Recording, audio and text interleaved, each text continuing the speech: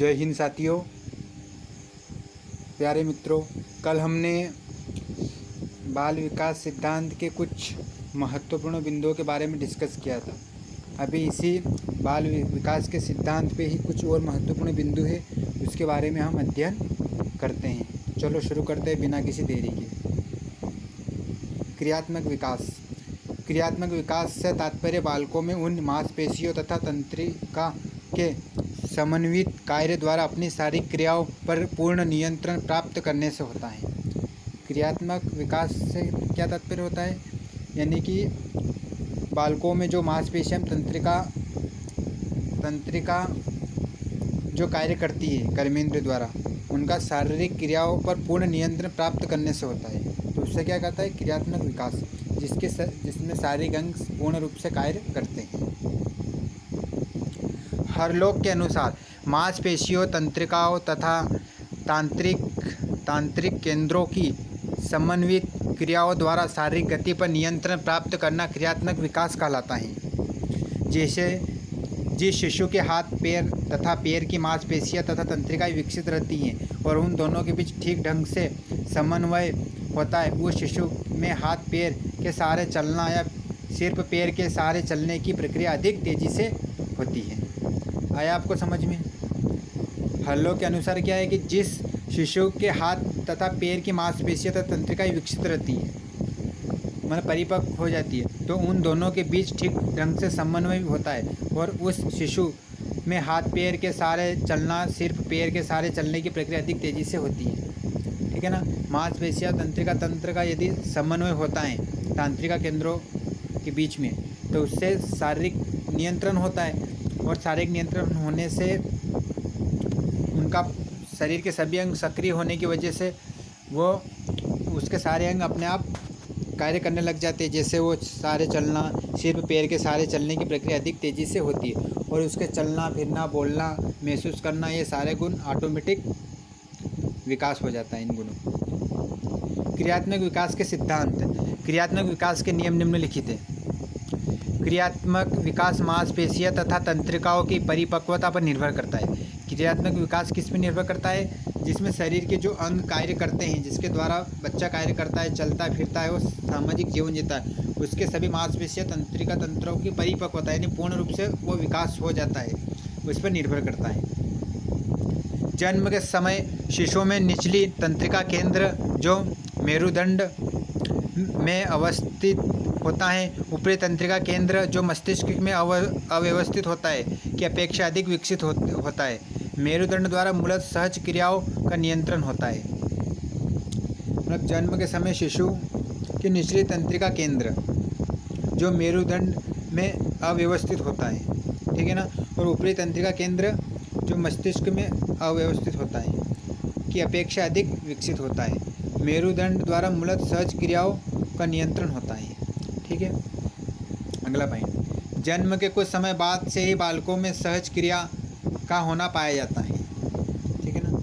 बहुत सारे भैया बहन रोने लग जाते हैं और बहुत सारे भैया बहन बालक ऐसे होते हैं जो जन्म से तुरंत देखना भी आ जाता है उनको, क्योंकि उनके अंग इतने क्रियाशील भी रहते हैं किसी के। 1 साल की उम्र में बालकों के मस्तिष्क का कुछ भाग जैसे लघु मस्तिष्क तथा बृहद मस्तिष्क का विकास हो जाता है, जिसके फलस्वरूप बालक ऐच्छिक क्रियाएं करना प्रारंभ कर देता है। ठीक है ना। हंसना, किसी चीज़ को महसूस करना और देखना, किसी चीज़ के बारे में कल्पना करना, पानी को पहचानना, आग को पहचानना, तो इस प्रकार की ऐच्छिक क्रिया करना प्रारंभ कर देता है। लघु मस्तिष्क के विकास होने से शिशु के क्रियात्मक व्यवहार जैसे चलना, पकड़ना इत्यादि अधिक संतुलित दिखते हैं। यानी लघु मस्तिष्क के विकास होने से शिशु क्रियात्मक व्यवहार जैसे चलना, पकड़ना इत्यादि अधिक संतुलित दिखते हैं। 5 वर्ष की अवस्था हो जाने पर लघु मस्तिष्क परिपक्व हो जाता है और बच्चों के क्रियात्मक व्यवहार पूर्णतः संतुलित हो जाता है। और जब शिशु 5 वर्ष की आयु पूर्ण कर लेता है तो उस समय उसका जो छोटा मस्तिष्क रहता है वो परिपूर्ण हो जाता है, यानी कि विकसित हो जाता है, जिससे बच्चा क्रियात्मक व्यवहार पूर्णतः संतुलित हो जाता है और जो सामान्य रूप से वो कार्य करता है, चलना, फिरना, बोलना, वो इन सारे गुणों का उसके अंदर विकास हो जाता है। क्रियात्मक विकास मांसपेशियां की परिपक्वता पर भी निर्भर करता है। मांसपेशियां मुख्य रूप से 2 प्रकार की होती है। धारीदार पेशियाँ तथा अधारीदार पेशियाँ। धारीदार पेशियाँ के संबंध क्रियात्मक व्यवहार से सीधा हैं और इसके द्वारा सभी ऐच्छिक क्रियाएं नियंत्रित होती है। ऐसे मांसपेशियों का विकास बाल्यावस्था में धीरे धीरे होता है, अतः बालकों में ऐच्छिक क्रियाओं का विकास भी धीरे धीरे होता है। ठीक है ना। दो प्रकार की मांसपेशियाँ होती है, धारीदार पेशियाँ और अधारीदार पेशियाँ, जो कि बाल्यावस्था में इन दोनों मांसपेशियों का विकास बच्चे की जैसे जैसे वो बढ़ता जाता है और जैसे जैसे उसके अंदर सक्रिय हो जाते हैं और उसके अंदर क्रियात्मक कार्य करने लग जाते हैं, जिसके द्वारा वो क्रिया करने लग जाता है और अपने व्यवहार में वो जैसे बोलना चलना आदि गुणों का उसके अंदर धीरे धीरे विकास हो जाता है। लेकिन इन दोनों पेशियों का नियंत्रण हो जाने के बाद होता है।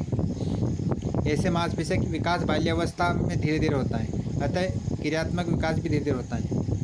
बी नंबर, किसी भी क्रियात्मक निपुणता को तब तक नहीं सीखा जा सकता जब तक बालक पूर्ण रूपेण उसे करने के लिए परिपक्व न हो गया हो।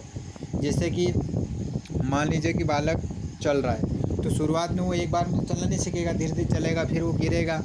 इसके बाद में मान लीजिए कि यदि किसी बालक को हमने माचिस की तीली लगा के आग बता दी, तो एक बार वो यदि उसको स्पर्श करा के तो वो चलेगा, तो दूसरी बार उसको छुएगा नहीं वो, क्योंकि उसको उस चीज़ का धीरे धीरे अनुभव हो जाएगा। तो इसमें क्या लिखा है कि किसी भी क्रियात्मक निपुणता को तब तक नहीं सीखा जा सकता जब तक बालक पूर्ण रूपेण उसे करने के लिए परिपक्व न हो। यानी कि जब तक उसके जीवन में प्रयोग होगा, अनुभव होगा, तो वो ऑटोमेटिक उसके अंदर वो गुण विकसित हो जाएगा। यदि बच्चा एक बार में चलना नहीं सकेगा, धीरे धीरे वो चलेगा, अपने पैरों का नियंत्रण बैलेंस बनेगा और धीरे धीरे वो चलना आ जाएगा। बालकों को किसी प्रकार की क्रियात्मक निपुणता तब तक नहीं सिखाई जा सकती जब तक उनका परिपक्व न हो गया हो। ठीक है ना। यदि उसको बोलना सिखाना हो तो 1 साल में वो बोलना नहीं सीख पाएगा, उसके लिए उसको समय लगेगा, क्योंकि उसके सारे जो बोलना मुँह जीभ से भैया बोलता है, तो उसके जब तक वो अंग, शरीर के अंग पूर्ण रूप से क्रियाशील हो, निपुण, उनके अंदर एनर्जी नहीं आएगी, तब तक वो बच्चा उस कार्य को एवं वो गुण उसके अंदर विकसित नहीं होंगे। परिपक्वन के अभाव में दिया गया प्रशिक्षण तथा खुद बालक द्वारा किए गए प्रयास से कुछ क्षणिक लाभ हो भी सकते हैं, परंतु स्थायी लाभ नहीं हो सकता। यानी परिपक्वन के अभाव में दिए गए प्रशिक्षण तथा खुद बालक द्वारा किए गए प्रयास से कुछ क्षणिक लाभ हो सकते हैं, परंतु स्थायी लाभ नहीं हो सकते। यानी कि हम लोग किसी चीज़ का यदि प्रशिक्षण देना, तो यदि बालक के अंदर मान लो उसको चलना नहीं आता है, तो प्रशिक्षण है तो क्या वो सीधे चलना आ जाएगा कि नहीं आ जाएगा? ठीक है ना। क्योंकि उसकी जब उसके अंग पूर्ण रूप से सक्रिय होंगे तब तो वो चलना सीखेगा, कि ऐसे सीख जाएगा। इसमें अगला है, क्रियात्मक विकास एक निश्चित क्रम के अनुसार सभी बालकों में होता है, अतः यह पूर्वानुमेय होता है ना। ये निश्चित क्रिया में होता है, ठीक है ना, निश्चित क्रम में होता है, क्योंकि बालक की सबसे पहले भ्रूण अवस्था होती है, फिर शेषावस्था, फिर पूर्व बाल्यावस्था, फिर उत्तर बाल्यावस्था। तो इस प्रकार उसकी अवस्थाओं में धीरे धीरे वो अपनी उम्र के साथ बढ़ता जाता है और उसके अंदर सारे गुण विकसित हो जाते हैं। यह पूर्वानुमान बालकों में क्रियात्मक विकास 2 प्रकार के क्रम में होता है, मस्तिष्काधोमुखी क्रम और निकट दूर विकास क्रम। ठीक है ना। 2 प्रकार के क्रम में बालक का विकास होता है। कौन कौन सा? मस्तिष्काधोमुखी तथा निकट दूर विकास क्रम। मस्तिष्काधोमुखी क्रम में विकास सिर से पैर की ओर होता है। जो मस्तिष्काधोमुखी क्रम है, इसमें विकास शिशु का किसकी ओर होता है?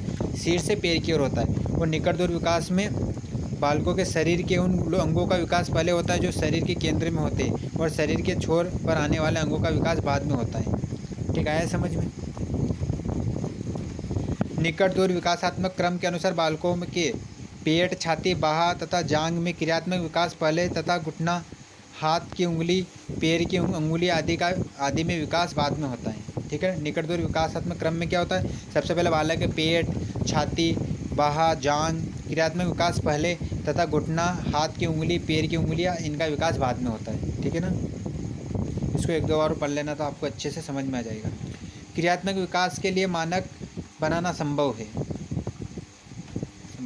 शिशु के विभिन्न प्रकार के क्रियात्मक विकास के लिए मनोवैज्ञानिक द्वारा एक मानक तैयार किया गया है। इस मानक द्वारा ही यह पता चलता है कि किस उम्र में शिशु द्वारा किस तरह का क्रियात्मक व्यवहार किया जाता है। इससे माता पिता तथा शिक्षक दोनों को ही एक प्रकार का मार्गदर्शन प्राप्त होता है और वे किसी विशेष उम्र के बालक में ना तो ज़्यादा और न ही कम उम्मीद करते हैं। ठीक है ना। मनोविज्ञान के अनुसार एक मानक तैयार किया जाता है कि इस एज में बच्चा इतना सीखता है, तो उससे क्या रहता है कि जब जब जब बालक विद्यालय जाता है तो शुरुआत की क्लास में उसको उस मानदंड द्वारा टीचर ये बात को जान लेता है कि इस कक्षा में बच्चा इतना सीखेगा और आगे इतना सीखेगा, तो वो उसको पता चल जाता है, तो वो ज़्यादा फिर बच्चों से उम्मीद नहीं रखता कि ये अधिक सीखेगा या कम सीखेगा। तो इस प्रकार के मानक द्वारा भी शिशु एवं माता पिता एवं शिक्षक को लाभ होता है। क्रियात्मक विकास में व्यक्तित्व भिन्नता होती है। और क्रियात्मक विकास में कौन सी भिन्नता होती है? क्रियात्मक विकास के क्रम। और क्रियात्मक विकास के क्रम देख लो आप। 1 महीना ठुड्डी उठाना, है ना, क्या रहती है उसकी? ठुड्डी उठाना। 2 महीना दड़ उठाना। 3 महीना खिलौना पकड़ने की कोशिश करना। 4 महीना सहारा देकर बैठना। 5 महीना गोद में बैठकर किसी खिलौनों को पकड़ना। 6 महीना ऊंची कुर्सी पर बैठकर झूलते खिलौनों को पकड़ना। 7 महीना बिना सहारे के स्वयं बैठना। 8 महीना सहारा देने पर खड़ा होना। 9 महीना फर्नीचर पकड़कर खड़ा होना। 10 महीना रेंगना। 11 महीना सहारा देने पर चलना। 12 महीने में फर्नीचर या किसी चीज़ को पकड़कर चलना। 13 महीने में सीढ़ी चढ़ना। 14 महीने में स्वयं खड़े हो जाना और 15 महीने में स्वयं चलना। ये सारे बिंदु मानक दंड के आधार पर बनाए गए, यानी कि एक शिशु के द्वारा ये सारी चीज़ उसका प्रयोग किया गया कि उसकी कितने दिनों में उसके किस अंग का विकास होता है। तो इस आधार पर उनका क्रम बनाया गया था कि मनोविज्ञान में जब किसी बालक का विकास होता है तो इसके सारा माता पिता को इस बात का ज्ञात हो जाता है कि इस महीने में बालक का ये विकास इस प्रकार के इन अंगों ये अंग सक्रिय होंगे और इस प्रकार का कार्य वो कर सकेगा। ठीक है, तो एक बार वो पढ़ लेते हैं। फर्स्ट महीने में ठुड्डी उठाना, फिर दड़ उठाना। दूसरे महीने में, तीसरे में खिलौने पकड़ने की कोशिश करना। चौथे महीने में सहारा देकर बैठना। 5वें महीने में गोद में बैठकर किसी खिलौने को पकड़ना। 6ठे में ऊंची कुर्सी पर बैठकर झूलते खिलौने को पकड़ना। बिना सहारे के स्वयं बैठना। 7वें महीने में, 8वें महीने में सहारा देने पर खड़ा होना।